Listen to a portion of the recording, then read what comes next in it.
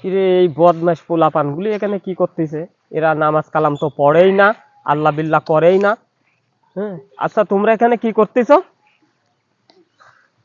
এই তো কিছু না, তোমরা যে বসে এই যে অশ্লীল ভিডিও দেখতেছো, এটা কত বড় ক্ষতি হচ্ছে জানো তোমরা? না, এটা কিসে ক্ষতি হয়? এটা কিছু কিছু ক্ষতি ক্ষতি হয়। হচ্ছে, মনে করো যে তোমরা অশ্লীল ছবি দেখলে এটি তোমার গুনাহও হচ্ছে এবং চোখের ক্ষতিও হচ্ছে।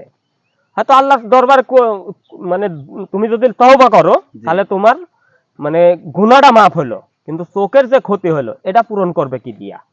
কে রে? আমরা তো এটা আমি তো জানি এটা না না আগে। বুঝতে পারিনি, তাহলে হ্যাঁ, ঠিক তোমার হইছে। গুনাহ মাফ হবে বলছে কিন্তু চোখের ক্ষতি এটা তো তুমি পূরণ করতে পারবে না। আরেকটা মারাত্মক ভুল করতেছো তোমরা, আচ্ছা, কি থাকা?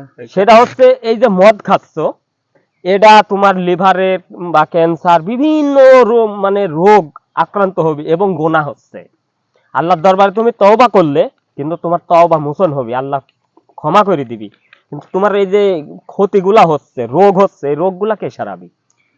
এই ভাই, আমরা এই অন্যায় আর করবো না। আমরা না তো না আর জানতাম না যে এত করবো না, ক্ষতি।